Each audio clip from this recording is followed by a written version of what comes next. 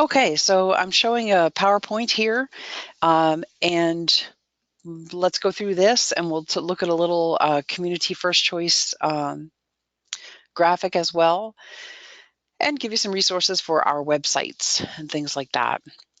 Okay, and feel free at any time to write in your questions, and we'll be happy to address them.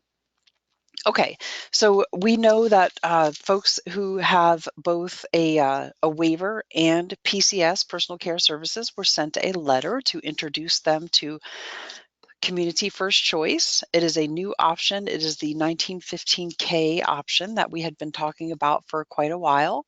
SDS has been working on different options under Medicaid for people to choose.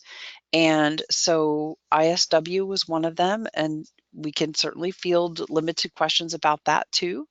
But CFC is the next one that kind of had an awareness letter go out. So people may ask, you may have questions about what that is and what that means. Certainly for care coordinators, the letter does say that folks would ask care coordinators about it, and we kind of got ahead of ourselves, and in the intent to get the word out to people so that people can choose, got out ahead of care coordinators knowing as much as they would like to know about the program, and that's why we're here today, to talk about those things and to get awareness out there and answer as many questions as we can. So what I wanted to start with was to just go ahead and compare them, PCS and waivers. So our first page here, what I'm trying to show is that we have many programs for people who are choosing, actually three options, I guess, if you want to call it that, for people who are choosing long-term services and supports, and that's kind of a new set of initials, LTSS. That means that a person has a care needs for everyday living due to a disability, and they are, or they're a frail elder, perhaps, and they are choosing to remain in their community rather than entering an institution or a facility for that care. Okay. Don't worry if you can't download them. It just means that your device doesn't like Adobe PDF. It's okay. Don't worry. Not every device likes it or has it. We're happy to email it to you, and I have all that. If you're here with us today, we've got your email. Okay, so we'll get that to you. Okay, so in this circle here, or oval here, I'll use my little highlighter, my spotlight actually, personal care services. Okay, a person, this is what we're familiar with, personal care services. The person needs hands-on help with activities of daily living or instrumental activities of daily living. The person has an assessment using the CAT, which we show in the middle because that's kind of the common denominator for all of this. Okay, personal care services, the person does not have to meet the level of care that the same type of care a person would need in a facility. They simply need hands-on help. Okay, so this is traditional PCS. This oval represents traditional PCS. Okay, in here, the pink one, sort of, with the orange segments too, we're representing waivers. Okay, so a person could have a CAT level of care assessment for ALI, APDD, CCMC waivers. And they would have, of course, their plan, approved waiver services. In PCS, you have the service level authorization chart. For our waivers, we have that approved plan of care. Nothing has changed about that. And then here in the yellow, we have kind of an option where it's sort of blended. The person can have personal care services, which are the same as what you're familiar with. Okay, when the person has the community first choice option, if they're choosing that, we call them CFC PCS. Community first choice, in addition to the services that PCS provides, the person can get the Personal Emergency Response System, otherwise known as PERS. They can receive skill building training, which is a time-limited service that they can, if they want to improve or maintain skills of self-care with any of the ADLs or IADLs. Okay. They can receive supervision and cueing. which is not part of PCS. They can receive training to manage their staff, which is not part of PCS. And they receive a person-centered support plan that a care coordinator writes. Because if you look down here, it's within the oval of CFC. The care coordinator, if the person only has CFC, they're doing what they call case management or targeted case management. If the person has both a waiver and CFC, the care coordination duties would continue as traditional care coordination that you're familiar with. Okay, in order to get CFC, the person must meet level of care as that given in a facility. So same as the waiver, okay? They have to meet level of care. The unique thing about Community First Choice is that it is for all of our, it is available to, it's available to anybody who meets this level of care, regardless of if they already have a waiver, which type of level of care. Could be the NFLOC or the ICF. Okay, so if I had, for example, the IDD waiver or ISW waiver and I wanted to apply for CFC services, I would have to have a CAT in addition to the ICAP that's for the waivers. Okay, so that's a quick sort of intro. I just want to go over this again quickly. Okay, personal care services is represented by this oval. Personal care services does not require nursing facility or institutional or intermediate care facility level of care. The person has a service level authorization, which denotes the services that they get, and they have a CAT to get that.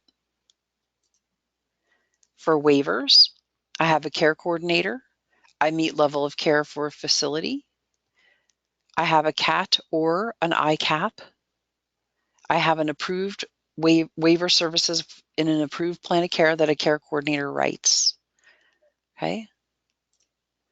For Community First Choice, I have PCS services. If I want to have a personal emergency response system, I must have Community First Choice because it's moved under that. I have a CAT assessment. I can have skill building training. I can have supervision and cueing. I can have training to manage my staff.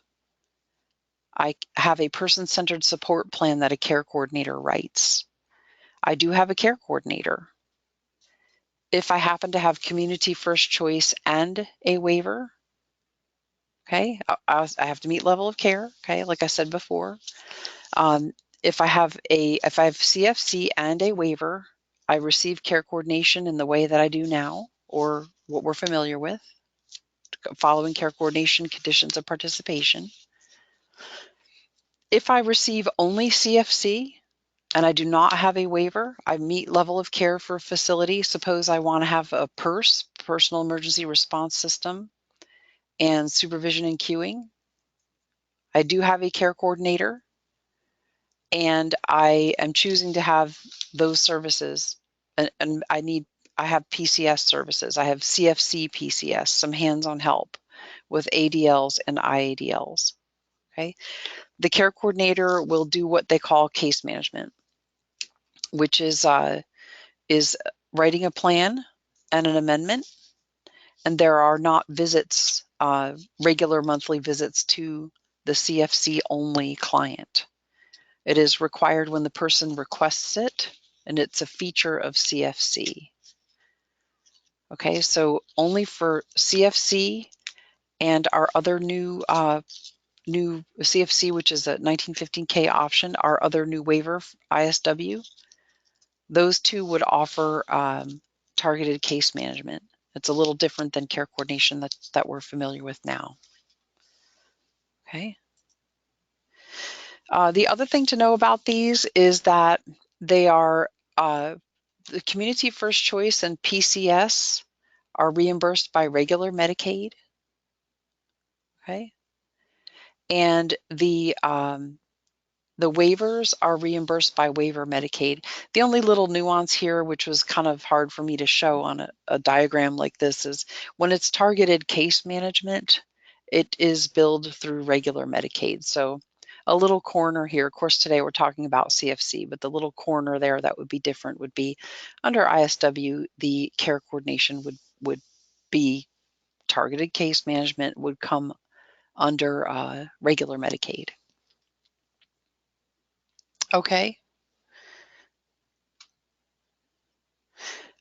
So I'm going to go through and get your questions here, and we'll start out with the first one here. And I do have another short little graphic that I can show you too. So, but let's just look at this one and we'll talk a little bit about the questions. First one says, we're an agency that provides waivers and PCS. How may we update our certification to include community first choice? The provider search for additional services does not include the option. Okay, my best answer right now today is that the intent is that a currently certified PCS agency will become also a CFC agency with a minimal amount of reporting to our certification team. I don't have specifics on that. And I know that we don't, I mean, it's targeted to start in July, CFC, okay? So the idea here is that if an agency is already certified to do PCS, they will become a CFC agency. Now for the agency doing PCS, I know that you stated that you were waiver and PCS, if you all remember back to conflict-free. Some of our agencies are approved to do both because of their location. They're accepted in an exception area. Nothing about that changes. Nothing about the conflict-free changes, okay? It doesn't mean that, you know, it doesn't mean that new agencies that are in conflict will be approved or that new conflicted situations will be approved. No, it just means that PCS can offer CFC. The different things that you would offer, now remember that a personal emergency response system, if you are certified and enrolled to offer that, you could offer it. If you are not, then the care coordinator will be asking the person which company they want to do it, and they will put that in their plan. The agency can offer skill building, supervision and cueing, and offer the person materials for training to manage their own staff. For the PCS agency, that will be knowledge and training to come out of Senior Disability Services, and you will receive specific train the trainer training on how to do skill building through CFC for your staff. So you can train your staff after that. Okay, so those things are coming out very soon. They are certainly not difficult, but I know it's new, and that resource will be me. And I'm happy to help each and every one of our PCS agencies get up to speed on how to offer the skill building part. It is limited, so is supervision and cueing, and we can take a look at where to see, you know, what that means in just a bit here. Okay. Next question says, are the rates of pay to a worker less for CFC than PCS? CFC will not have a less rate of reimbursement to the agency that is certified to do it. The service, as I understand it right now today, this is my best answer. As I understand it, the skill building part will pay a little more to the agency because it's a skill building and they have to have a training in order to do it, but it is not less. And the note actually stated that it was hard for a family to find PCS workers, and they're worried that the payment for CFC would be less. It will not be less. My best answer is that it'll be the same, but for the training skill building part, it will be, or skill maintenance part, it will be a little higher. Okay. Okay. Does being automatically enrolled in CFC, does that mean that you lose your waiver or you get both? Our CFC program or option is for our combo clients to start. That means a person who has both a waiver and PCS. They will not lose their waiver. They will not lose their PCS. They will be, everybody who has certainly the personal emergency response system will be automatically enrolled in CFC. If they want to keep it, they need to stay enrolled in CFC. Okay, you just get both. You get both. Question says, will Lifeline services discontinue through waiver and community first choice? And community first choice will be the only option for continuing having Lifeline. Is PERS Lifeline? PERS is Lifeline. If a person wants to continue having Lifeline, they will need to stay with CFC because it is where Lifeline is offered. They will need to have CFC. They will become a combo client if they have PERS, unless they're already a combo client. What is the rate of reimbursement under community first choice for care coordination? We'll take a look at those. Okay, I will show you some resources, the CFC page, the regulations page, and if we have questions about ISW, we'll look at that too, but we'll look at it. If a person has a waiver and CFC, their care coordination remains the same as if for waiver. If the person only has CFC, their care coordination changes to targeted case management. They do not have two forms of care coordination. They have just one. Okay. Could I provide an example of why and how a client would have a waiver and then also need PCS CFC? And if CFC is just replacing PCS, then what was the purpose of the change?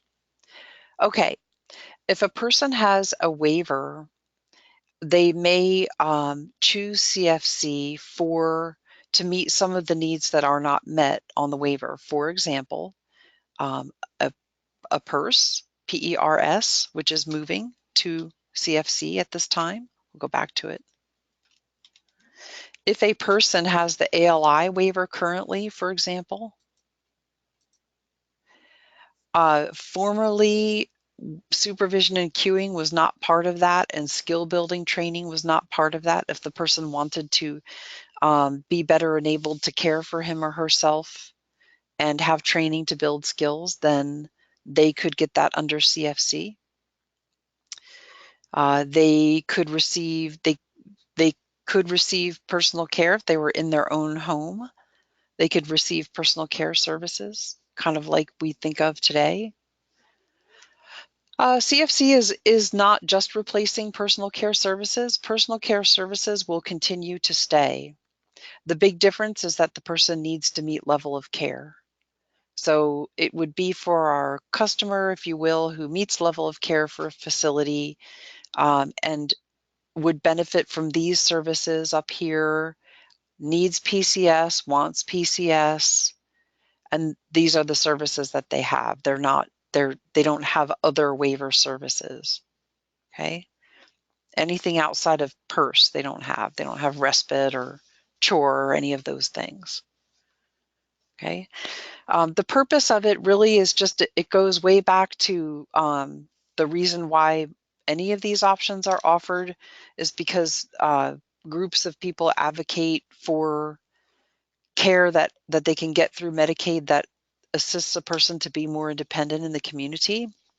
The people we serve are always shaping services throughout the United States, mostly in the world of long-term services and supports in the community. It's about staying in control of my services as much as possible. So CFC really is an option that, because the person is not going to have their regular visits through targeted case management, they're going to connect with the care coordinator when they need an amendment. And then when there's time for a plan, and that is when the care coordinator would bill the monthly rate, when they get an amendment or when they're doing their annual plan.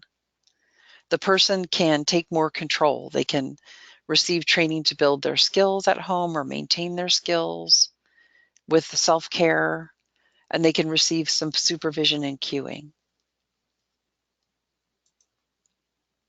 Okay, sounds like CFC might be a good add-on for a waiver client who's lost much of his supported living due to high functioning, but who needs supervision due to seizure disorder and short-term memory loss. Is that a correct understanding? I would say you're correct. Yep. It's paid for by regular Medicaid. The other thing that states like about CFC is all states like this about CFC is that it reimburses to the state a little bit higher so that states can meet their bottom line better. So for example, waivers are a 50-50 match. The CFC is 56% reimbursed by federal sources. Okay, states like that, it helps them balance out and be able to ultimately serve people with different services and meet needs better for people. What is the care coordinator paid for? Codes used for billing and billing amounts for a year's billing, monthly visits, or plan of care billing.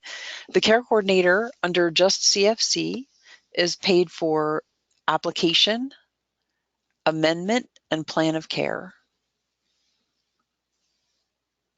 CFC does require level of care approval. Yes, it does.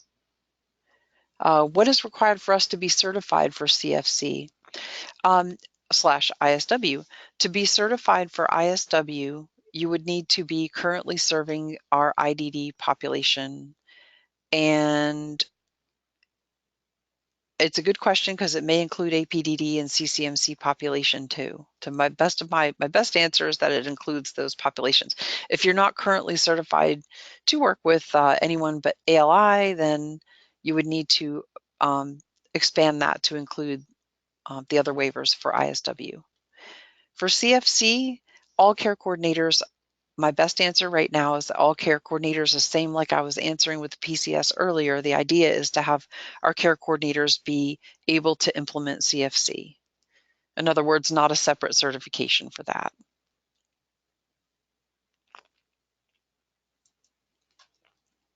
Okay. Statement says, it looks like if the ISW waiver is in effect and can be billed through regular Medicaid, then care coordination is not necessary for the Medicaid waiver. No, the ISW waiver is not in effect right now today. It's still being planned out and worked on. So there's that, but care coordination is necessary for waivers, and they're required service in all of the waivers, and it's a required service in Community First Choice, but it's called Targeted Case Management. And in ISW, it's also called Targeted Case Management. It's the same idea. We call it care coordination for our waivers. Okay. Question says, if I understand correctly, if they choose to remain with PCA services and waiver but opt not to go through with the CFC, they will lose their lifeline services in the future, correct? That's true. You are correct. I said that CFC and PCS is reimbursed by regular Medicaid. Does that mean it is only the lower income Medicaid? Would they have to choose ALI or other waiver in order to be eligible for long-term care Medicaid? Nothing changes about eligibility for these services. For PCS, nothing changes about that. They have to be eligible for, they have to have Medicaid. I get what you're saying. CFC and PCS reimbursed. Let me think it through here. Would they have to choose ALI or another waiver in order to be eligible for long-term care Medicaid? Let me file that one under, I will get back to you. Okay, I get what your question is. Nothing has changed about it, and that the 300%, should people need the waiver, my best answer is that it hasn't really changed because the level of care for a facility is what we're looking at here. If they're going to receive CFC, they meet the same level of care as for a waiver. So my best answer is that CFC is available to people in the 300% category, like the waivers. Okay, but I'm going to make a note of that and check into it. Question says, will the current PCS plan stay the same in addition to the added supports that come with CFC? The fear seems to be that the clients will lose PCS hours with the CFC. I've heard many care coordinators say they are encouraging the client to opt out. Okay, so it's really not our place to encourage people to opt out or to, you know, influence people's choices. It's really just our place to give them information. And I understand that we haven't had a lot of information go out in order for you to be able to give it. So that's why we're here today, to help with that and to try to give you tools so you can help folks you're working with. People are not going to lose PCS hours.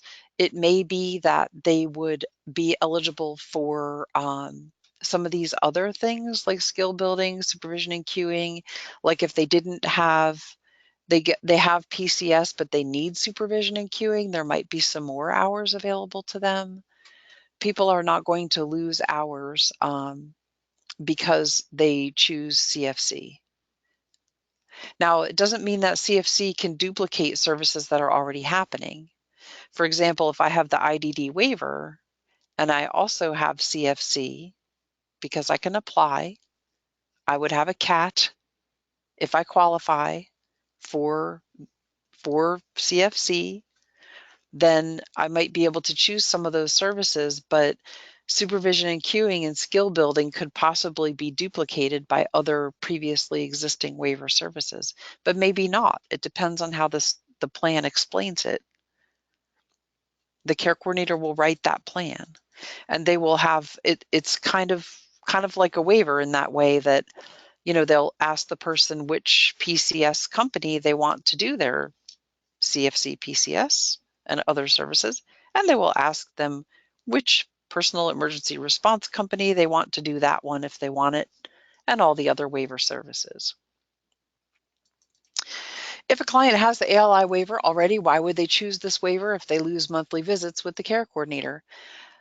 They will not lose monthly visits with the care coordinator if they have the ALI. Nothing changes about the care coordination if the person has the ALI, APDD, CCMC, or IDD waiver, okay? Those are going to be the 2 visits and all those things, okay?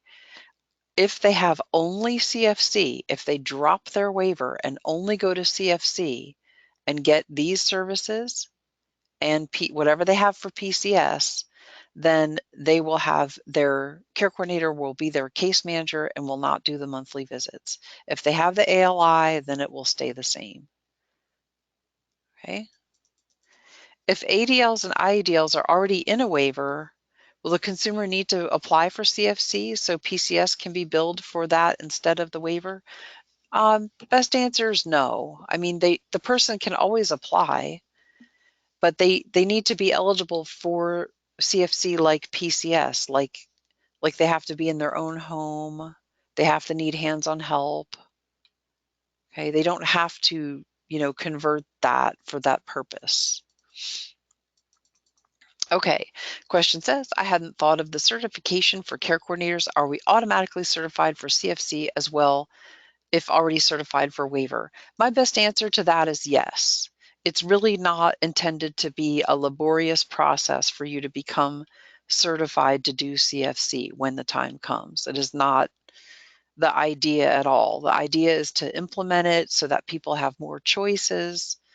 And again, your person who already has your waiver, your care coordination will not change. It'll be just like it is today. It'll be billed like it is today.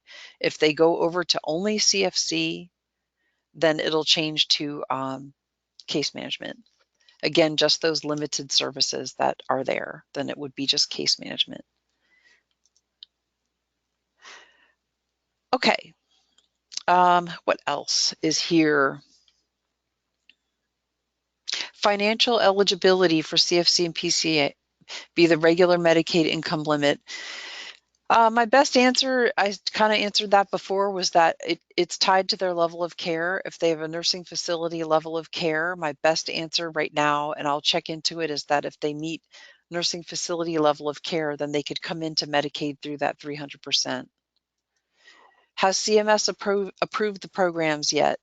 CMS is currently reviewing the programs, and when they become final approval, then we would of course put out e-alert and let folks know. Will the client lose any supported living or day hab hours if they choose this waiver? Okay, CFC is not a waiver, first of all. Second of all, they won't lose supported living or day hab hours.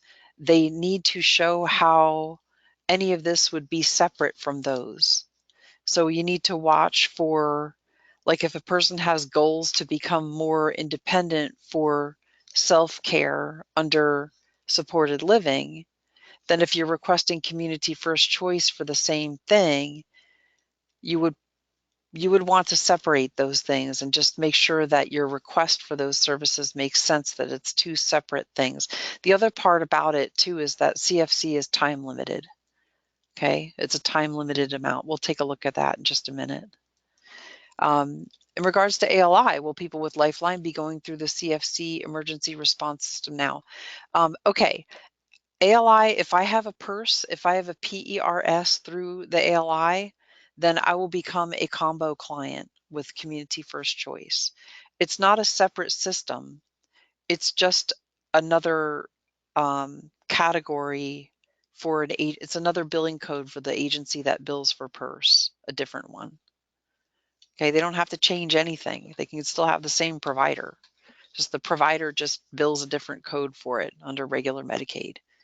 This isn't like a separate thing they have to get anything under. It's an option like PCS, but it includes things that used to be under waiver, or one thing. So a client can still receive regular care coordination while they are opting in for the CFC.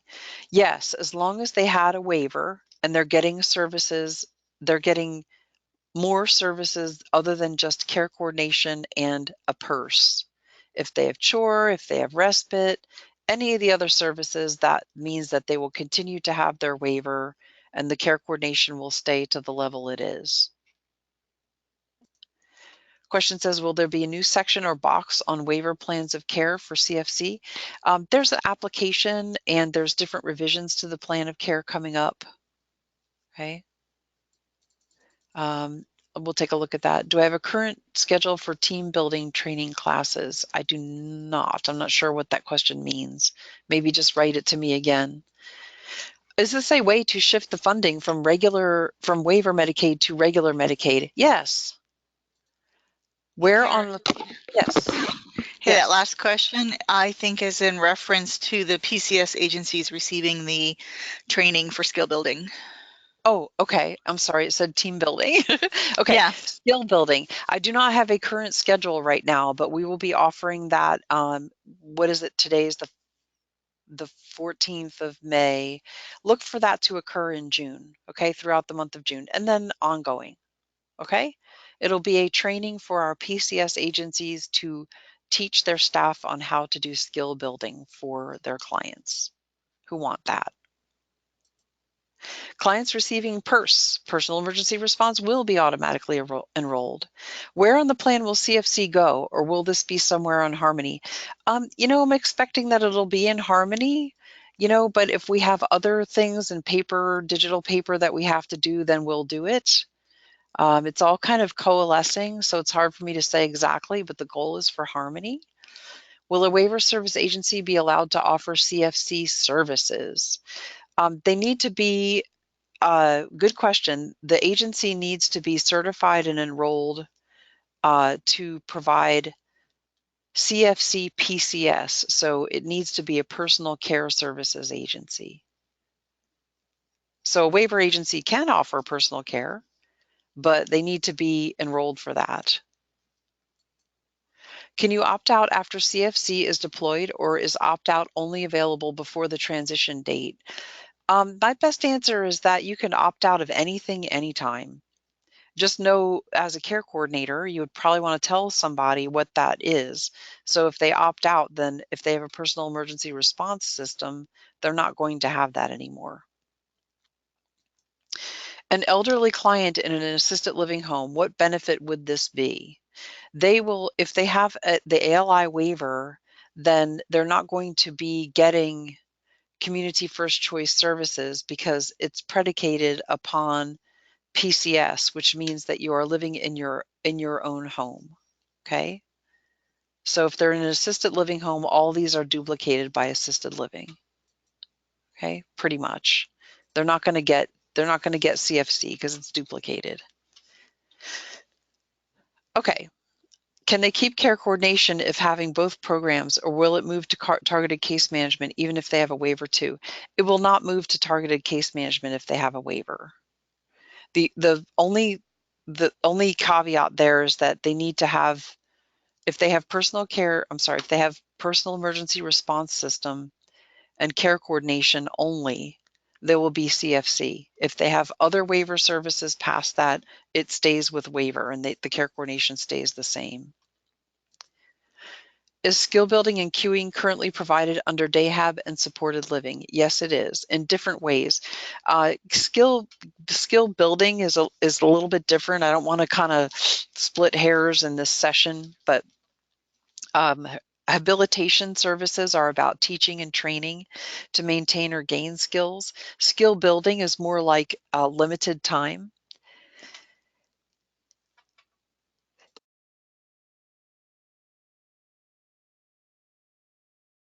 Habilitation services is about a person who experiences a disability to the level where they would need consistent effort to be able to do a skill over time. And so that's basically what habilitation is about kind of like lifelong learning. The person is expected to need a specific intervention and supports to make those gains. Skill building is a little different. It's time limited, and it's up to 3 months worth of skill building for a person specifically to achieve their own maintenance or building and performance of ADLs or IADLs, and that's it. Habilitation services like DayHab and supported living can do other things. They can work with people's social skills and things like that. It's different. Is the person-centered support plan for CFC the same as a plan of care for waiver? Yes. Some people could elect to have PCS, CFC, and waiver. All three, if they meet nursing facility level of care. They need hands-on help with IADLs and ADLs and want respite and chore. Okay, so no, not really. If a person has the waiver and they are they could choose to have community first choice. They live in their own home. They need help with ADLs and IADLs, and they have chore, respite, something like that, something other than just a purse and care coordination. They can choose community first choice. Okay. Did you want to join in? I hear some noise. Okay, that's okay. All right. A person will not have all three. They could choose to opt out of community first choice and just have PCS and the waiver. They don't have to have community first choice. If they want a personal emergency response system, they will have to have that. Okay. If they have services other than PERS, they have chore, they have respite, they have any of the other waiver services, then they keep their waiver, they keep the care coordination at that level. They can also have PCS as long as they live in their own home and they meet, they have needs for hands-on help with ADLs and IADLs. Wouldn't be all three. How are the minutes or hours determined for supervision, queuing, and skill building? Will there be an additional assessment tool to determine? Let's take a look at that in a little bit, okay? I'm going to show you some of the things that are out there on the web that we can get those answered, okay? Comment, okay, when our stakeholder group talked about folks who were CFC only, no care coordination, no CC. There were not many. Most were in the interior. Okay. It won't be a large group. Okay. Well, CFC still has care coordination, but there might have been something else with the conversation that is something ongoing information. So, but CFC does have have case management, targeted case management, which is a care coordinator. Okay, when a waiver client changes to this waiver, they lose monthly visits with the care coordinator. Why would they choose to do that? Okay, this is not a waiver, first of all. Second of all, if a waiver client was to choose only community first choice, they will have targeted case management, which is where they have their care coordinator prepare their application, their plan, and their amendment. They will not be having monthly visits. They could certainly reach out to their care coordinator should they need an amendment. They would have personal care services. They could have a personal emergency response system. They could have skill building. They could have supervision and cueing. They could have training to manage their own staff. And that is a person who would, if they want those things, then they could choose community first choice 1915K option. It's not a waiver. Okay, so if CFC is involved at all, no care coordination will be offered, even if they have a waiver. Okay, they will only receive targeted case management. No, if the person has a waiver and they have services other than PERS and care coordination, they will keep their waiver and they will keep their care coordination. They will keep their waiver level care coordination. Okay. If they have CFC, they do have care coordination. It's called case management. The care coordinator does their plan, their amendment, and their application. If they decline at this point, can they apply at another time? Yes, they can. Absolutely. Do we need to get certified for targeted case management plans of care? The idea is that you're already certified. Okay, that's the hope, is that that's how it will come about. Okay. Can TEFRA kids that meet level of care apply? My best answer to that is yes. Question says, I've not received reimbursements from the plan of care amendments I've done in the past. Does this mean through CFC care coordination? The care coordinator will now be paid for plan of care amendments also. Yes, if it's targeted case management, then the amendments are paid. If it is regular ongoing care coordination through the waiver, amendments are part of the regular monthly care coordination, and that is not paid separately. It's the regular ongoing care coordination that covers that. Will the level of PCS stay the same? If they have a current plan of 12 hours, the idea is that it stays the same. People are not going to lose services if they choose CFC. Will there be different plans of care? Ideally, the plans of care will be the same. So we're working on person-centered plans just to make sure that they're all person-centered. Lots of questions about how the hours are determined. Question says, can PCA agencies provide the case management? No, it has to be a care coordinator. How does the care coordinator keep them on the waiver?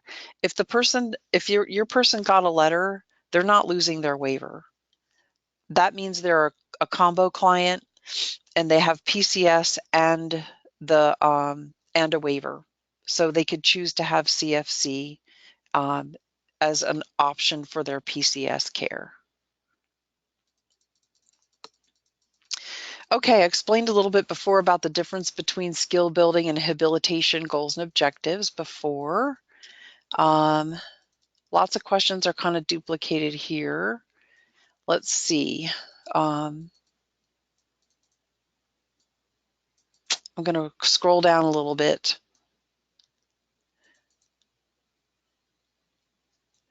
Okay, current proposed CFC regulations permit a guardian to receive authorization to direct and provide CFC PCS. Okay. It's a whole lot for me to read out here. Provision of CFC. You know, our regulations that were proposed, they are very much like our current PCS, which means that if a person was court appointed to direct and to provide the service, that it could be reimbursed to that. And there really isn't any change to that I'm aware of. I you know, I can forward your question on to our leadership. The question says, is CMS aware in a nutshell? I'm sure that in order to implement any of these things, you know, we do have to have CMS approval, and CMS does ask questions like that. So we currently have CMS approval for PCS to do this. So I'm not sure that that would be any different. Best answers is that. How does the PERS renew each year if they keep the ALI waiver? They have to choose CFC, and the PERS would renew through the care coordinator. You would just request that service on their plan. Okay. Okay. Let's take a look at. It says, are there financial limitations to CFC? The limitations, it doesn't have a dollar limit like the ISW, but it is limited to the approved services that come from their CAT. Okay. Okay. So let me go down a little bit more here, and we'll take a look at some resources while we're here. Okay. I want to call your attention to our page that's about CFC. This is available on the web. Okay. And it's got a whole lot of information here about many of your questions are answered here. Who is eligible? For a new client, they'll go through the ADRC or STAR. We do have under frequently asked questions. There are 3 documents here. One of them is for care coordinators, one is for the public, and one of them is an easy to read version. Okay, so we could take a look at one of these for your easy to read CFC. The person, it helps us to understand that what CFC is for a person who has Medicaid. They need the same care that people get in a facility. It's also available to people who need treatment, who are under 21, who have level of care for a residential psychiatric treatment center, or IMD for 65 and older. And that is just a feature of the program. When we are working with people who have these as their main diagnoses, what we are going to do is reach out to behavioral health to partner with them in order to implement CFC for these populations. Okay, so it really wouldn't be it's different than the folks that we're used to thinking about being in our waiver program now, but it is kind of a wider umbrella for populations to get these services under CFC. Okay, so CFC offers the case manager, which is the care coordinator, the PCS, the supervision and cueing, training to do more, training on how to choose and manage staff, and a PERS. What's the difference? The differences between CFC and PCA can help you do more for yourself, take more control of your services. And CFC is not replacing PCA. It's a new choice. PCA is still available. It's not replacing. If I have CFC, do I have to get all the services? No, you can choose whatever you want. If you have PCA, do you have to switch? If you have a personal emergency response system, you'll have to switch. If I have a waiver, can I also get it? Yes. Will I lose my PCA? No. If you have a waiver and PCA, you'll get CFC unless you tell us you don't want it. Where could I get help to apply? For a new customer, the ADRC or STAR. For existing people who are your customers, the care coordinator can help them. If you have a waiver in CFC, the care coordinator still does the same things. They visit, write the plan, and make changes. If they only have CFC, care coordinator writes the plan and make changes. I contact my care coordinator when I need help, and there's not regular monthly visits. You can keep your current care coordinator. Again, this is not every detail, but it's just in a nutshell. What do I do if I want to make changes? If I have a waiver in PCA, what does it mean to get automatically signed up? It means you get the services you're getting now. When it comes time to renew, your care coordinator can explain CFC so you can choose at that time. You can ask your care coordinator for changes anytime. So people who have combo waiver and PCS are automatically enrolled. They will not experience changes, but they can make changes when they renew. If they want to opt out, then they can opt out, and there's a statement, a document that they would sign to opt out. What do I do if I want all my services to stay the same? Nothing. If you want to keep your PERS, you'll have to have CFC. Does CFC pay more money to my staff than PCA? No, the rate is the same. If they choose the skill building part, then that will be a little bit higher. It's expected to be a little bit higher. Okay, so that is there on the web, and I'm just going to go backwards a little bit here and show you. There's one for care coordinators. It's basically the same information, the responsibilities of the care coordinator, about the auto enrollment and things like that, and targeted case management. I'm going to go back a little bit here, and there's one for the public, and I'm going to go back again. Okay, it has your notice that was sent out, and it does. That's the same letter that the people got. You could certainly read that. Okay, I don't want to read it out to us, but I just want to show you that it is there. And an opt-out statement if the person wants to opt out. Again, it doesn't really affect the person until they renew. So here's your questions about if there's a form and things like that. Questions, some more questions here. If the person's skill building was effective and they were able to relearn or redevelop ADLs, will that decrease PCS hours in return? Best answer is yeah, if they did relearn it and they could do more for themselves, then it would. It really depends on the person too. I mean, I'm just taking it as a plain, yeah, they're able to do something for themselves that they couldn't do before. Okay. People really want to become more independent, so the programs are there, the options are there for help them to do that. Okay, a person with an IDD waiver who lives in a group home and has PERS, will they need to apply for CFC? If you live in a group home, normally you don't have PERS because group home rate covers the purpose of a PERS. It's normally, actually, I'm just going to go out there and I'm going to say that's never approved. If you live in a group home, you won't have CFC because it's duplicated. Okay. Yeah, the comment here from our care coordinator, care coordinator, and care coordinators who are involved with us as partners for planning is that probably the numbers of people who only have TCM for CFC will be pretty low. It will be there, but only targeted case management will be low because most people have waivers. Why couldn't someone have all three if they're getting PCS, PERS, and chore respite care coordination, etc.? They would actually have only two. They would have CFC and a waiver.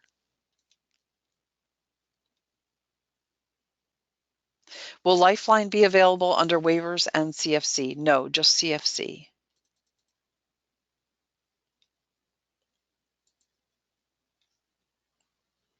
Why did the letter imply that they might get more PCA services than now? Well, the hope is that people who need skill building and want skill building and people who need supervision and cueing would apply because then that could be provided to them and that would be more.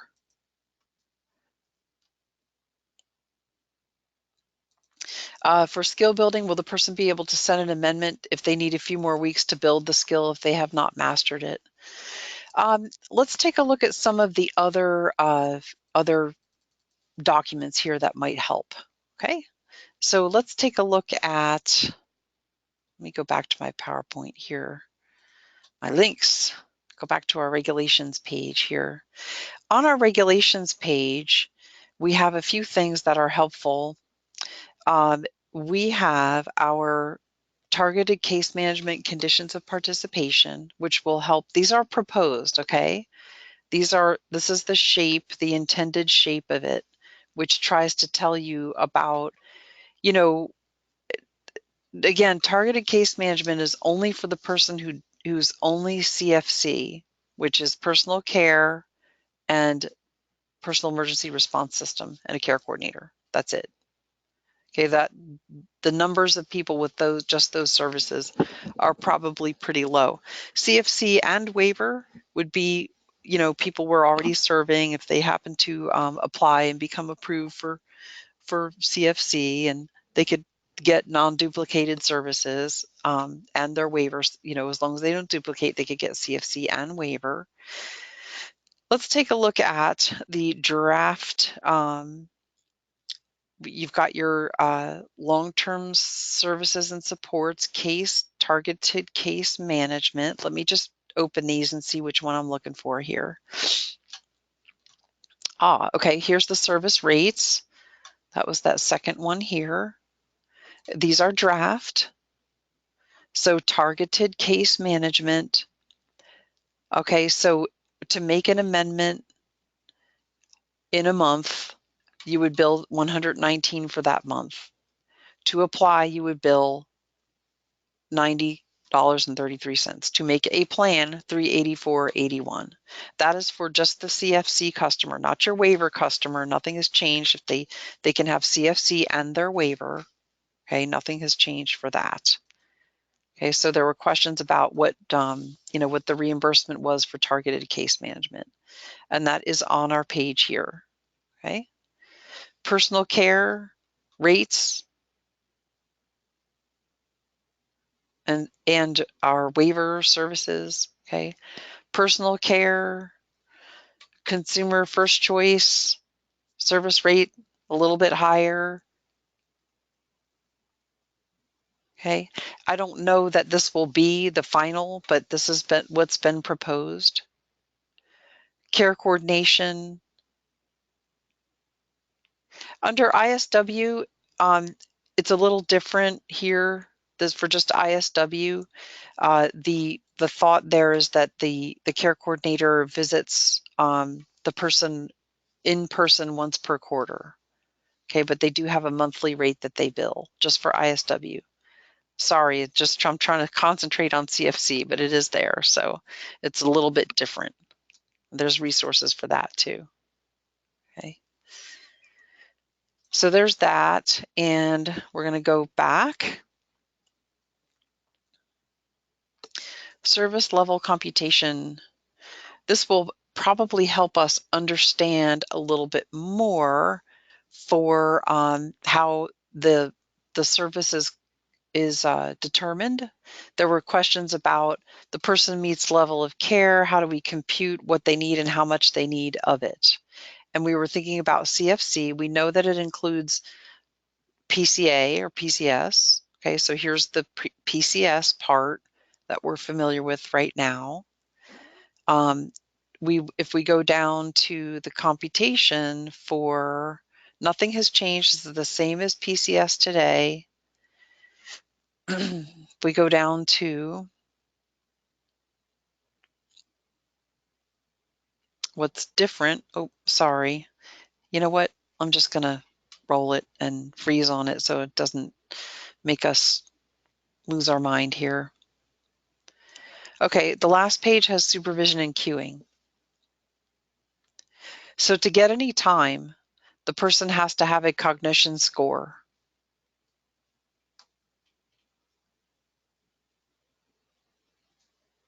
We would allow 3 hours a week depending on their score and 6 hours a week depending on their score. So supervision and cueing is limited to 6 hours a week at the most for under the CFC program for supervision and cueing. Okay.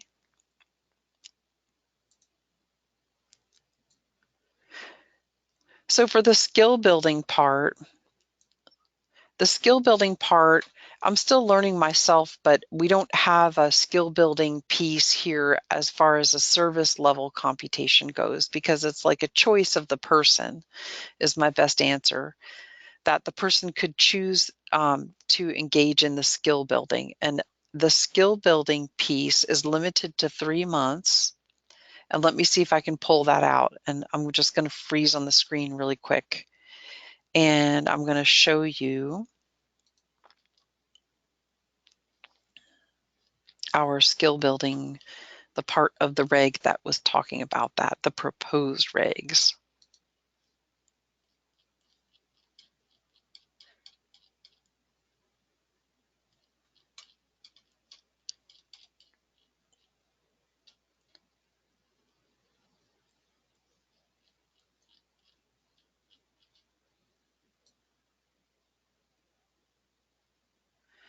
And I'm still here.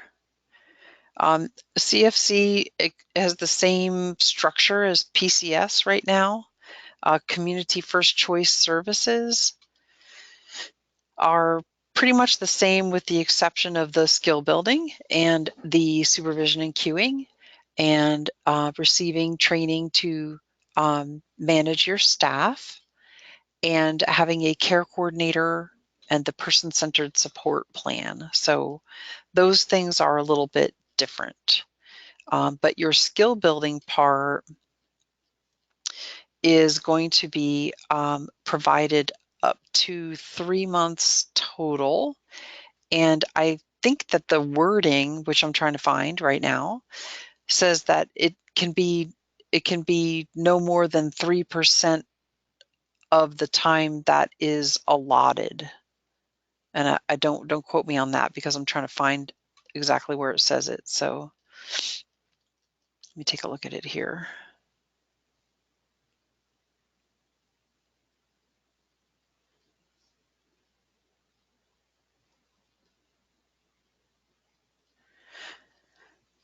Okay. Keep on giving me your questions. We'll take a look at them.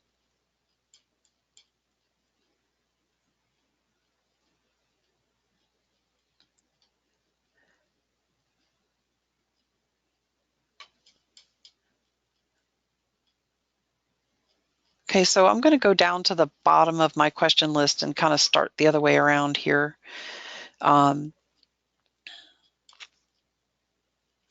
Again, regardless of whether I can pinpoint it or not for you here, skill building is a 3-month total per lifetime available service, and it has to do with the person's choice to receive that. And it could, if the person mastered a skill, then maybe it would impact their service, the level of service later for PCS. Maybe it wouldn't. It's hard to say. Really depends on the person's, what that means to the person. Okay. So you've seen the website. That's the website where you can actually find it. And I'm still sort of looking, but I just want to get back to your questions. Okay. Who does the skill building? The PCA, and who trains the PCA? Yes, the PCA would do the skill building, and the agency administrator trains them. And they use materials that are going to be provided and trained to the administrator by SDS. So you're going to have a training that you can deliver to your PCA worker in order to do skill building, should a person choose to have that. For targeted case management, does the care coordinator bill every month for that amount, but only visit quarterly? And under CFC, no. CFC, the care coordinator does not bill every month. They bill when they do an amendment or a plan of care. They do not visit. The person may reach out to them. The CFC is supposed to be for amendments and plans and the application. Okay. It's not billed once per quarter. It is billed when it is done. Are monthly notes required for audit, or only a quarterly note? How many contacts are required for audit purposes? I think you're thinking about ISW for that one. Your notes are required to be done after you provide that service, but for audit, as long as you're complying with the structure of the final approved option, CFC option, then your note involves the service that you provided to the person.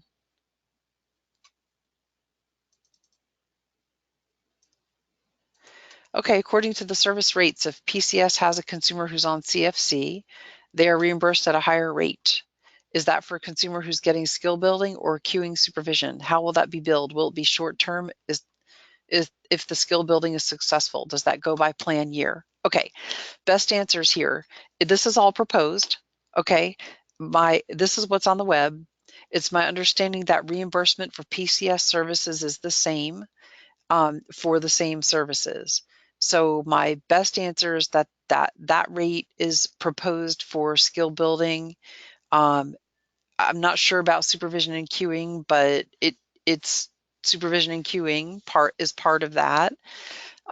Yes, it could be short term if it is successful, and it does go by plan year. Am I going to talk about the role and responsibilities of the care coordinator for applying for PCS and CFC services? Sure, we can look at that. Your care coordinator conditions of participation, proposed ones include that. You would help the person apply. For your new applicant, you will have them first go through ADRC or STAR in order to begin the application process for CFC, PCS CFC. And then they would receive, you would get, just much like you do now, you would have their person-centered intake completion form, and then you would fill out an application on their behalf for PCS CFC, and then they would receive an assessment, and then you would produce a plan. Okay, we can look at those things. Let me go back here. These these proposed products, work products are here. There's an application, Unio 4 for CFC. This is draft. So you would help that person apply after they did their completion of their person-centered intake with for your new customer. For your existing customer, if they're a combo client, you could help them understand their choices with community first choice, and you would apply on their behalf at their renewal using a form much like this. Hopefully within Harmony, maybe this form. 3 months of skill building is a lifetime cap, 3 months total. We are confused. If a client gets CFC, then they don't get PCA, or can they get both? CFC includes PCA services. If the person meets level of care for a facility and chooses CFC, they could have CFC. They will have PCS services within it. Okay, so CFC includes some PCA services, and it includes other services too.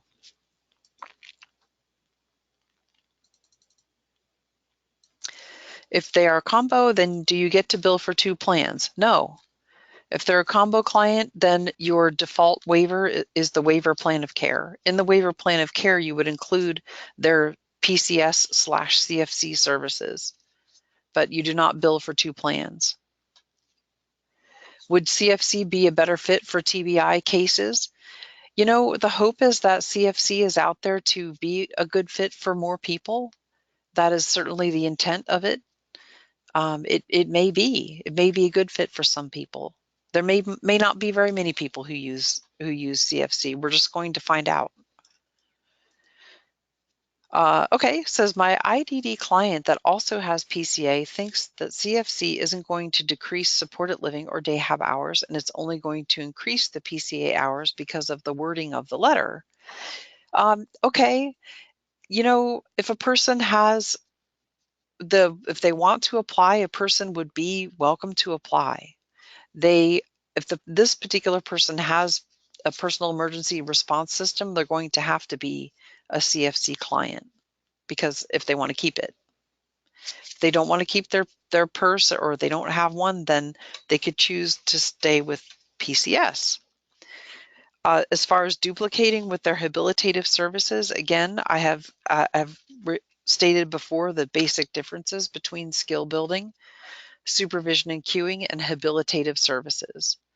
Habilitative services are teaching and training ongoing to meet goals that the person identifies. They may or may not be about activities of daily living or instrumental activities of daily living. Our time-limited skill building is specifically to achieve skills in order to be more independent with one's own ADLs or IADLs. It does not mean that the person would all of a sudden after 3 months be completely capable of doing all of these things on their own. Is not the expectation. It is for the person to gain as much skills as they can. We recognize that some people may gain skills and be competent to do with their own pieces of self-care or perhaps entire self-care, but it is not expected for each person just because they're on CFC. So if I have habilitative services in the home with the same goals and activities as what I'm thinking of being the CFC ones, we want to show what is the purpose of these and how are they different? How are they both beneficial to the person in different ways? Other differences are the habilitative services do not have to be about self-performance of activities of daily living or instrumental activities of daily living. The CFC ones do.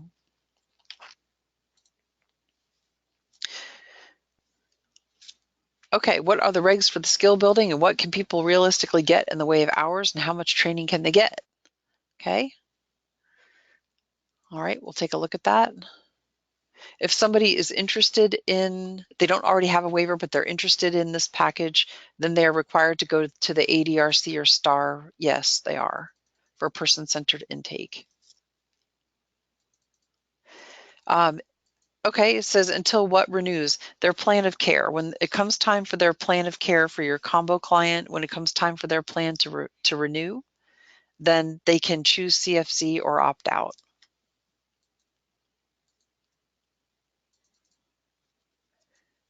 For APDD, they currently receive waiver and PCS. They have the CAT annually. Will they now have to have an ICAP for CFC? No, no. They just keep their they keep the CAT for that.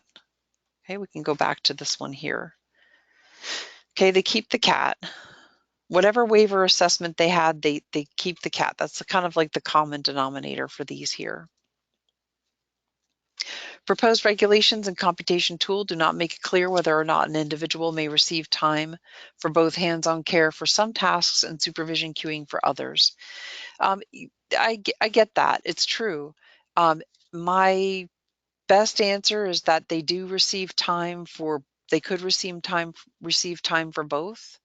I would refer back to that tool to see, it is actually on that tool, the computation tool.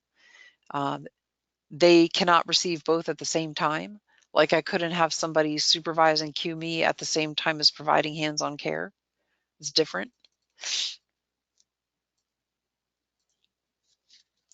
So care coordinators are limited to the ALI population. No, care coordination exists for all of the waivers, ALI, APDD, CCMC, IDD, and if a person has only community first choice, a care coordinator is the targeted case manager for that. So they still have care coordination, but it's a different shape.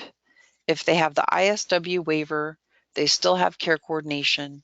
It is a different set of expectations for ISW than the other waivers. So it moves anyone with mental disability under mental health case manager. These are not eligible for regular care coordinator any longer. No, that is not true. No, the CFC option is a broad option that is available to people who don't currently qualify for waivers, like people who have who are 65 and older, who have behavioral health diagnosis as their main diagnosis. That is not a qualifier for the waiver. This doesn't move people anywhere. Nothing changes about the eligibility for the waivers, the eligibility for Medicaid. If a person has they're over 65 and they have a behavioral health diagnosis and they need hands-on help with ADLs and IADLs, this offers that person CFC. So they could have some supervision, they could have a purse, they could have training, they could have a plan, they could have a care coordinator in the form of a targeted case manager. Again, that this is not, you know, probably a large population. And I'm not sure right now how to answer questions about whether a care coordinator that does waivers will also work with this population. My best answer is that we're working with behavioral health for other sources to be able to deliver CFC to behavioral health clients through other people, not us here talking about waivers. But it's available as a broader program. Likewise, for people who are under 21 with psychiatric facility level of care, residential RPTC level of care, these individuals who are young can also receive CFC, again, through behavioral health support. How do we get to the website? Okay, let's take a look at that. Our main website, take a look here. Okay, so our home website would be here. Folks know this one. Okay, so if you look on the right-hand side, you can look for CFC right here. There's your CFC page. And if you scroll down a little bit, go to regulations, you can see the proposed regulations. And all of these here are going to be your regulations, your conditions of participation, your computation table for level of service. These are all proposed. Payment rates, there's some fiscal statements here. There's the draft application here. Okay, that is how you find it. How are minutes and hours determined for supervision and cueing and skill building training? Okay, there is that we use the same assessment tool, and the supervision and cueing is part of the best demonstration of that here is the service level computation table. If I go all the way down to the bottom, the rest of it is much like PCS, but if I go all the way down to the bottom for supervision and cueing, it's going to be a total of 3 hours a week or 6 hours a week, depending on their score for cognition.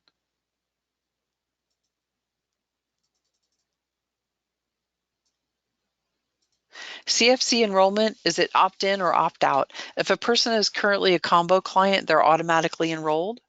They would need to opt out if they didn't want CFC, but they need to understand what their choices are.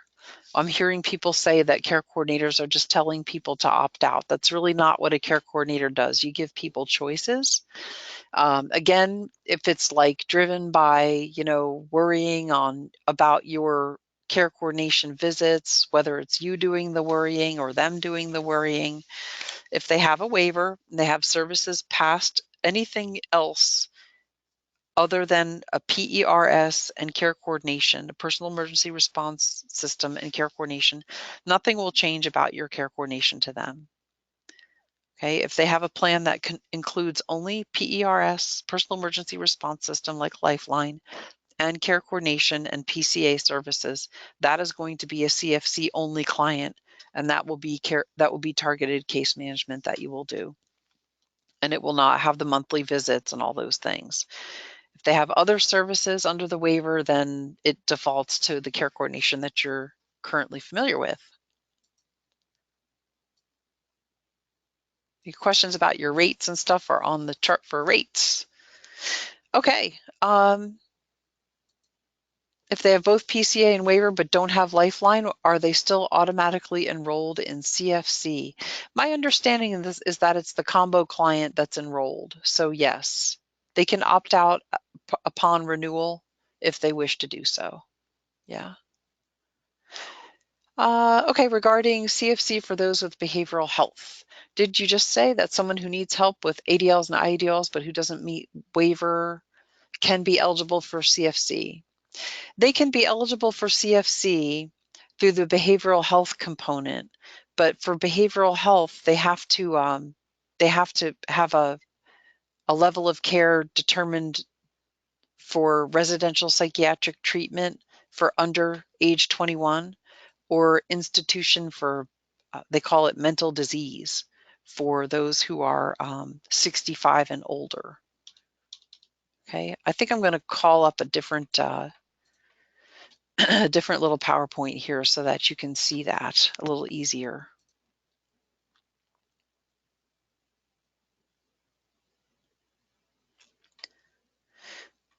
I will find it. Here it is. And this is a population that's not somebody who we are working with right now today. This is because the program is supposed to be, or the option is supposed to be broad for more people. So my best understanding is that these folks are going to come through into this program through behavioral health, not through us, not through what we're doing here, but maybe there might be some people who are better served through behavioral health, but this would help them, and that we're serving them now, but they go over to CFC through behavioral health, and this is it. This is what they use. Okay. So what I'm trying to convey is right up here.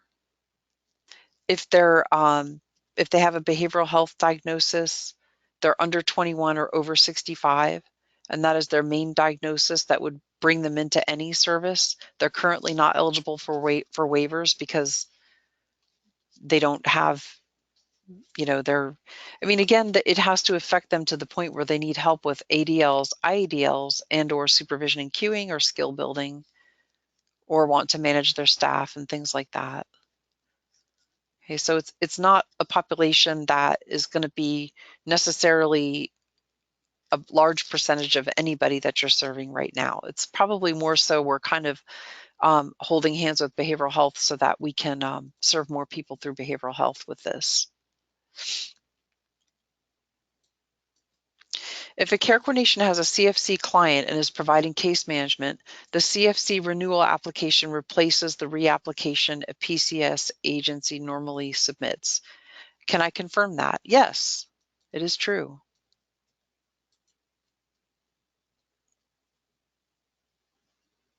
The letter says they have 30 days to opt out. Does everyone have to turn in opt-out paperwork?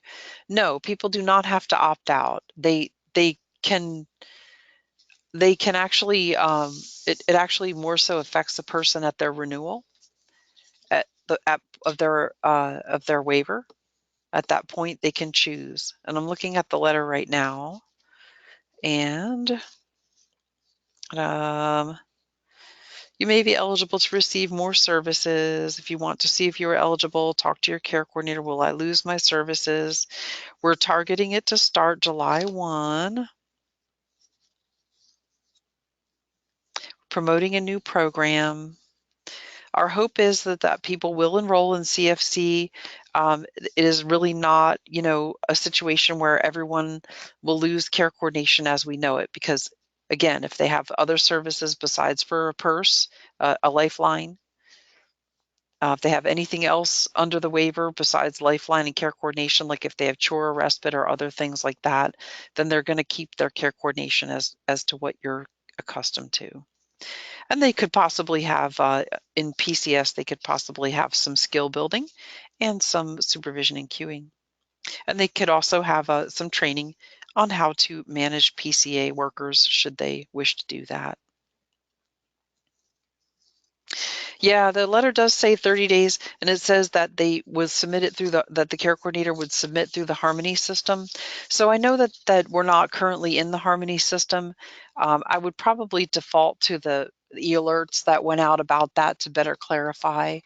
A couple of things about the letter were kind of ahead of themselves, so that I think the 30-day part is a little bit ahead of itself too. Again, people can enroll and request changes at any time, really. Okay. People will require an annual assessment for CFC because it does require the nursing facility or ICF level of care for our intents and purposes. Do you have to use all of the skill building allotted time at one time, or can you break it up and use it at different times? That's a great question. I had that question. I'm not sure how to answer right now. I think I really don't know. My best answer based on everything else that we do is that you could break it up. It would just have to be, it would have to make sense. You'd have to show how the person's, you know, there's only certain opportunities I'm going to have to be more independent in taking a bath. If I take a bath once a week or something, or twice a week or whatever, you know, that's going to show in my plan. So, you know, it's going to get spaced out to a certain degree. It really depends on what they're building skills on. We're kind of building knowledge on that, but it's a really good question. Will the plan of care cost overview sheet take the place of the PCS plan? A person will have both a service level authorization for PCS services for the PCS services that are in CFC, and the person will have an approved plan of care for the other services should they have, you know, when they have waiver services too. Okay. The care coordinator will have all of this in their plan. They'll have access to the service level authorization that the person gets for the currently what we know of as PCS services. And they'll have in the plan the skill building if the person wants that, and supervision and cueing if the person wants that. They'll have that in their person-centered plan, in their approved plan.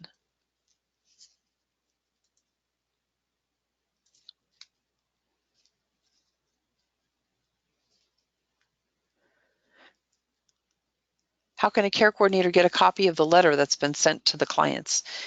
You just look on the website, CFC website, right here. There's the letter that was sent right here.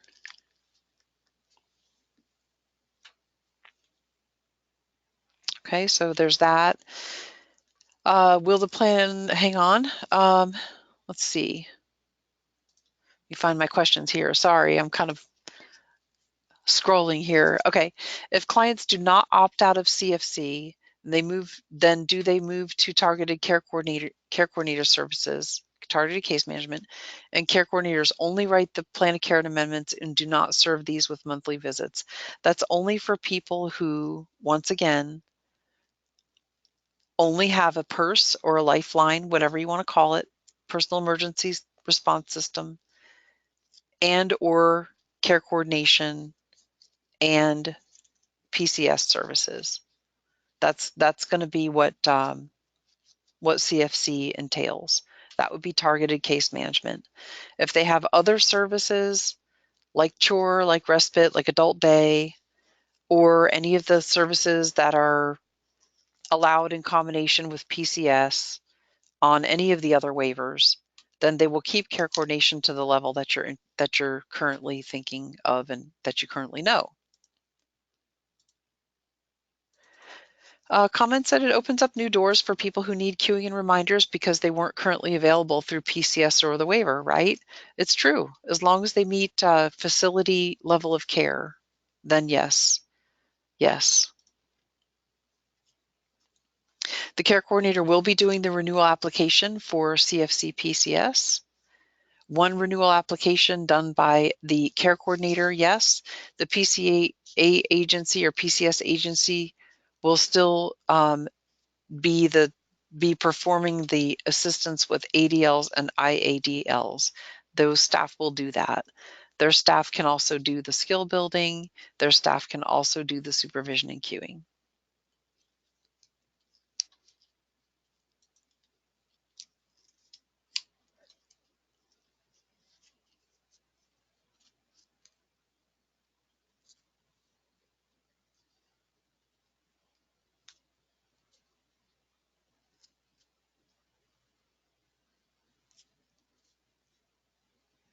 Okay, so here's a clarification on the monthly care coordination for CFC, just CFC, monthly targeted case management.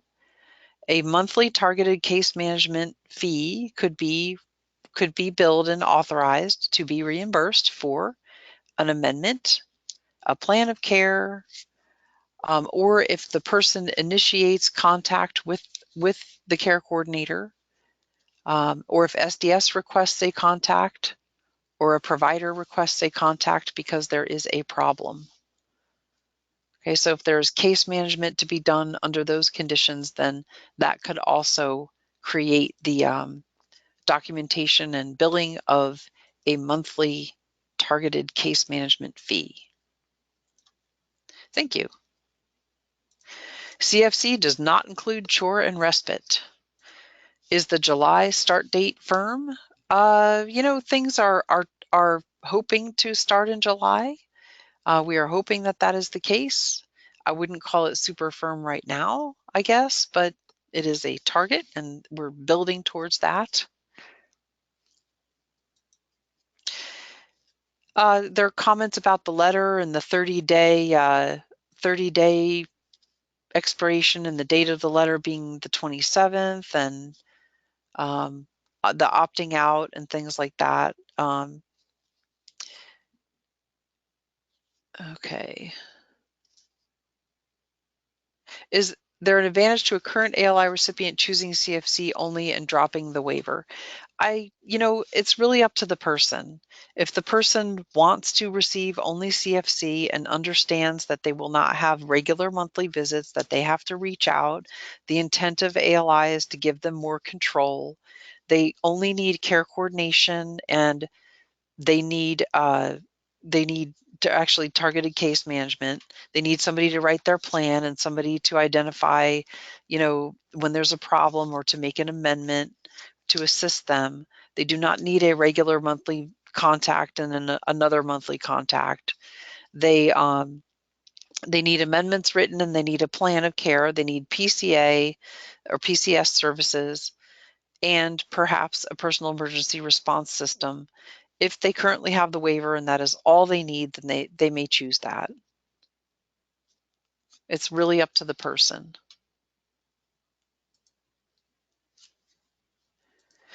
Okay, I said before CFC does not include chore and respite. The next question says, but if they keep the other two services, then they can't have personal emergency response system. No, they can have chore and respite. They would have to have CFC in order to keep personal emergency response system. They will simply be a combo client of CFC and the waiver, and the care coordination would remain the same that you're familiar with today.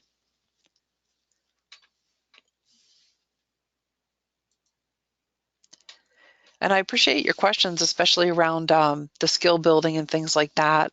And it's good to be thinking about this. There's a lot to think about.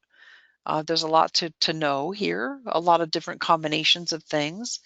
A new form of care coordination, which is probably, there won't be a lot of people with only CFC to start, but it could be something that grows, and we're of course hoping that our people who are interested in it and eligible for it, begin to choose it. And we're hoping to have more programs or more options to fit people's needs.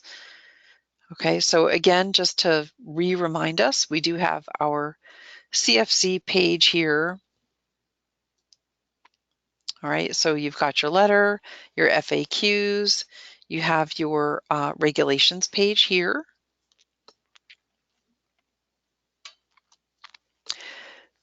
Okay, so there will be an e-alert coming out. Thank you for the update. I have our update here about the 30-day limit.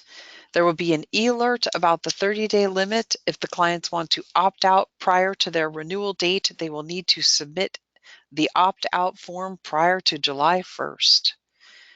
There's a new form getting developed and will go out with the e-alert or otherwise referenced in the e-alert. Clients need to be given choices, and so that is why the notice letter went out. And we did say that before. Again, we don't want to tell people to opt out. We want to provide them with choices about what that might mean to them so that they can choose. That is what a care coordinator does.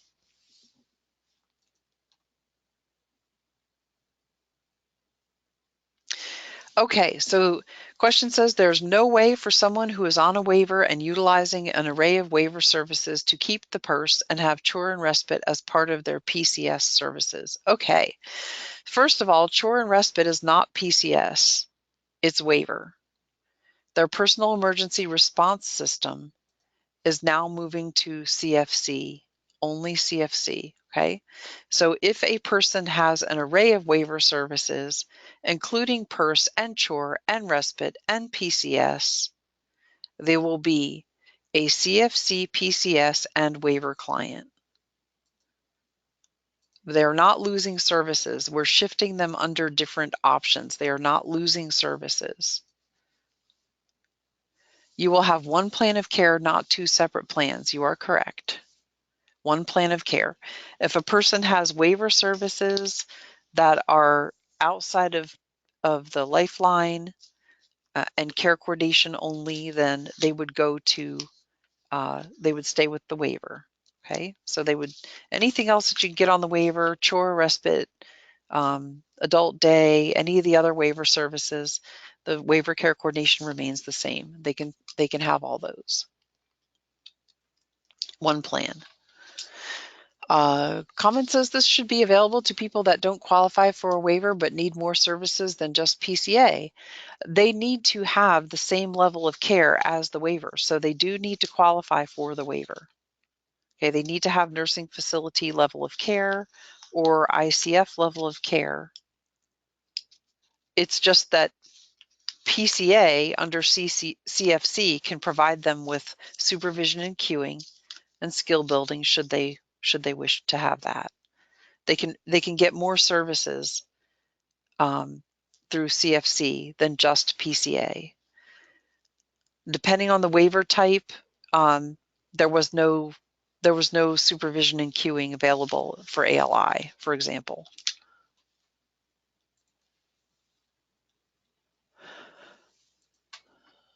Okay, but you would put PERS on there too? I guess that's where I'm confused.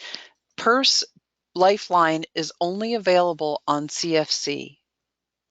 So it's only available on CFC.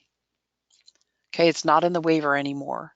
So if a person wants a PERS, they're going to be a CFC client. Doesn't mean they give up anything else. They just become a CFC client. It's like a new piece of paper comes into play, or a new piece of paper, but it's just an administrative function of SDS. Their PERS is billed through regular Medicaid then, and they become a CFC client. They could choose the other services that CFC offers. If they have PCS, nothing changes for them. If they, they have that under CFC. They have other services as well, then care coordination remains the same.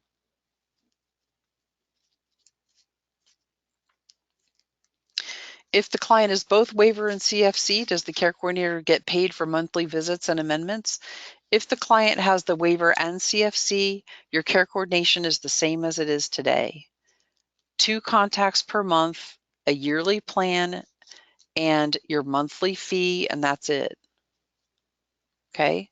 For targeted case management, you're paid a lower rate that would only be for people who only have CFC, not a waiver, just CFC. Okay? They would have targeted case management, which is application. It reimburses for application. It reimburses for a plan. It reimburses for an amendment. And if the person initiates contact with you to solve a problem, or if a provider initiates contact with you to solve a problem, or if SDS initiates a contact with you to solve a problem, then you can bill a monthly targeted case management fee for solving that problem in that month. But it is not a regular ongoing visit requirement that you bill for under just CFC, which won't really be a whole lot of people, I don't think, to start. Okay. If your people currently have a waiver with other services on it outside the PERS, then nothing changes for you. You write only one plan for the combo. And where do you put it? You put it all in the plan. Ideas about supervision and cueing and how it gets documented and tracked. Good question. Good question. My best answer is that we'll have to develop some learning tools for you on that. But I get it. Much like many of our other services that are needing documentation, we have to show what we're doing according to the plan, and the specifics on what's required for that is in development. Okay, regular Medicaid block on plan then. Yeah, sort of. Yeah. So to list on the plan of care, we list CFC or CFC PCS, where currently we list PCS on the plan of care. Sure. There's no need to list specific services under that, as they would already be listed on their CFC service plan. My best answer is that in their whatever's authorized under PCS, CFC PCS wouldn't have to be listed. For example, supervision and cueing is listed in their service level authorization. If they have skill building or training to manage their staff, then you would list that in the plan separately. That's my best answer right now, but these are good questions to help me get to the detail that I need to teach, that we need to teach. Will PCS agencies submit annual applications for PCS? Yes, they will for PCS. Nothing changes. The PCS is still there. Not everybody's going to be a CFC client. The care coordinator will submit them for CFC. You, the agency, will deliver their PCS under their CFC PCS. If I'm understanding it correctly, care coordinators will now be the point of contact for CFC services, which were formerly PCS, even if the person is a combo client. That is correct. What if the problem doesn't include an amendment? Is a pre-authorization required for the monthly case management? That's a great question. I'm not sure. If the problem doesn't include an amendment, my best answer is that you could bill it. But again, the operant point right now today is to understand that that it's initiated by the person or a provider or SDS.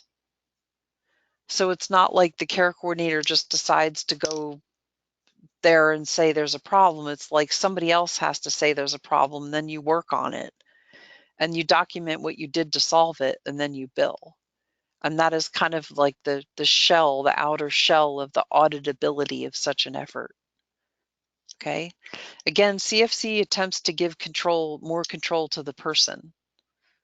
So they reach out because there's a problem regarding their services and you fix it. And that's what you document. Or the provider reaches out to you and says, there's something going on with the services. We need your help. If it means an amendment, certainly, you bill for the amendment. But if it means something else, then my best answer right now today is that you document that. So the idea here is, because it gives people more control, is that we're not really going to see monthly visits, monthly problem solving through this option. It's not really intended to be, to be that way. It's intended so that the person and or their circumstances, that kind of leads the way. Monthly travel could create a problem. I get that. That's why CFC, again, most of your folks who have services besides a lifeline and a care coordinator, they're going to remain the same. It's going to stay the same. Okay. It's most of the people we know. Right. But CFC is new and it's a choice and an option.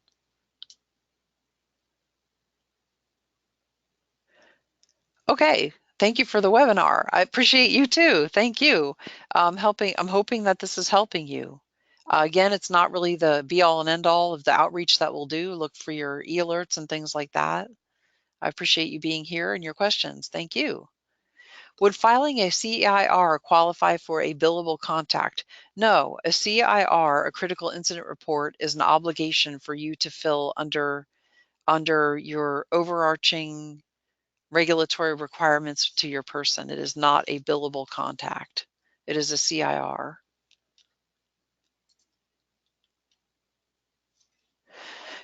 This is a way for care coordinators to continue to help an individual who are eligible for PCS but do not make waiver? Really, no. They still have to have level of care like a waiver. Does this count towards training hours?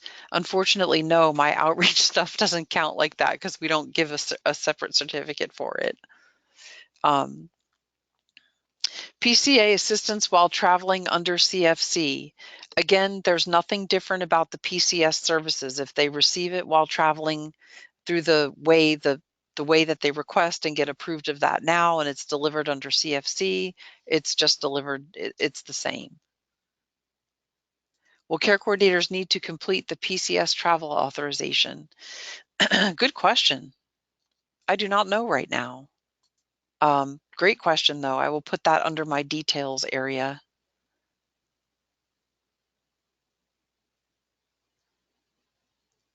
Good question. Who does the request? Right now, it's the PCS agency. My best answer is that it'll stay with them because, again, the PCS services are kind of moving intact under CFC, and the other services that are of CFC only, are there for a care coordinator to work with and put in a plan along with the PCS that is under that too. Okay, if I understand correctly, someone who opts to go with the CFC has PCA and waiver will keep their care coordination. However, this is true with someone who only has transportation in their plan of care. Would they then need to have the targeted case management since they do not have chore respite in their plan? Okay, when I was talking about chore respite, I was only doing that for an example. Okay, the services that are moving to community first choice are all of the PCS services that are ADLs and IADLs, the personal emergency response system, skill building, supervision and cueing, training to manage staff, and of course, their support plan. Okay. Any other waiver services, if the person has them, then they're going to be a combo client of CFC and waiver, and nothing changes about your care coordination. Okay, don't get confused. I was just listing them as possible other waiver services. There's nothing exclusionary here. Targeted case management is only for people who have PCS, a lifeline, and anything else that you see up in this yellow area here. If they have anything else in their waiver, then they just keep waiver care coordination and it's not TCM.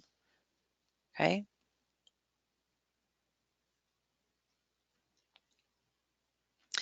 If we're due for recertification, do we need to look at anything before we submit with the CFC, before submitting our required documents? It depends. I mean, if you're a care coordinator or a PCS agency, I don't have anything different to tell you right now today about that. The hope is that we just certify our existing agencies. As long as you become recertified and everything is good and on the up and up and approved for your current recertification, my best answer is that we're just going to include you as a provider. I don't know if you're a care coordinator or if you're a PCS agency, but either one, my best answer is that we would include you as a provider of these CFC services. Okay, and so I thought maybe since they only had transportation, they may need to have targeted case management. No, if they only had a lifeline, then yes. But if they have transportation, then that's not a community first choice service right now. That's a waiver service. Okay, so nothing really changes for them. Okay, I'm going to freeze on my screen here, and I'm going to take the last couple of questions here. We just have a few minutes left. I do want to go back to my main website here. What are your final questions? I will be quiet here for just a second. So if you don't hear me, don't worry, I'm still here. Just shoot me your final questions here in the last couple of minutes.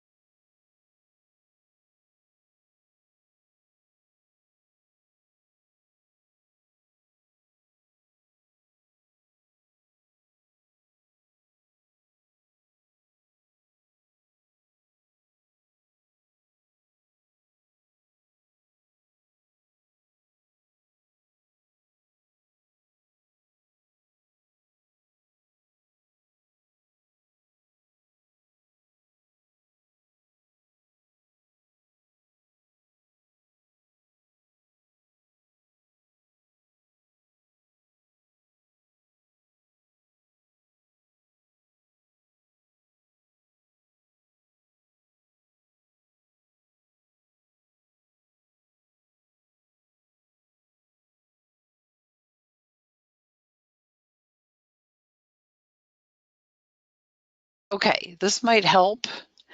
Couple of questions here. Our client has respite and now is enrolled with CFC for supervision and cueing. Will the rate be CFC rate for the respite? CFC doesn't cover respite. Okay, CFC doesn't include respite. That's a waiver service. So whatever the waiver reimburses for respite is what it'll reimburse. The opting out form, under what circumstances would it be used? If the person chooses to opt out, they can opt out by July 1. Mostly they will not receive a lifeline or other PERS if they opt out. They have to have CFC if they want to keep their lifeline and or their other PERS brand, whatever that is. Okay. So here's your reg of proposed community first choice services. As you can see, it includes PERS assistance with activities, ADLs and IADLs, acquisition and maintenance of skills necessary to accomplish the activities, the ADLs and IADLs. If they want to perform the IADLs or IADLs more independently, the care coordinator requests time for training in their support plan. Okay, this goes back to, I finally found it. This goes back to the question, the department may approve a request for such training for not more than 3 consecutive months in their lifetime. So there you go. It has to occur within 3 consecutive months. In our proposed reg, if approved, the training will be limited to not more than 3% of their total number of hours and may not duplicate habilitation services. So if they have a waiver with habilitation services, it cannot duplicate, and it can't be more than 3% of their total number of hours, and has to happen within 3 consecutive months per lifetime. And that is in the proposed regs that are on the website. Okay, I just had to fish for it a little bit there. Will PCS clients go to their care coordinator to request service plan amendment if there's a change of status, or PCS agency? If it is a PCS client, they will go to their PCS agency. They do not have a care coordinator if they're PCS only. What if the person does not have a personal emergency response system? Will they be able to get one with the CFC? And if so, how would we find a company for it when we live out? Okay, you know, it doesn't solve questions about the capacity of communities to provide a service. Yes, they could apply for a personal emergency response system under CFC. Nothing changes about that. They can apply for it under a waiver today. After July 1, they'll have to apply for it and get it under CFC. No more PERS on a waiver after July 1. It doesn't mean that there's more providers available in your area. Of course, we're working on having everything be available everywhere. Okay, in time, we hope that to grow, but there aren't going to be, you know, more providers available in different areas just because we're implementing CFC. Okay. Okay, so thank you for your thoughts and your questions. This is your main resource here, your couple of websites here, the regulations website. You can find that on the right-hand side off of our main one. It says regulations right there. You can find information about Community First Choice by just clicking on the Community First Choice one here. Download your handouts if you want to. And if you are not able to download them, just shoot me a note that says that you would like me to email it to you, and I'd be happy to email it to you. Okay, so we greatly appreciate your attending this webinar with us here today. I hope that we were able to share more information with you about CFC, and we do have this recorded, so we'll put it up on the web for you to listen to later, and help us spread the word and watch your e-alerts. And we will catch up with you on the next webinar. Thanks, everybody.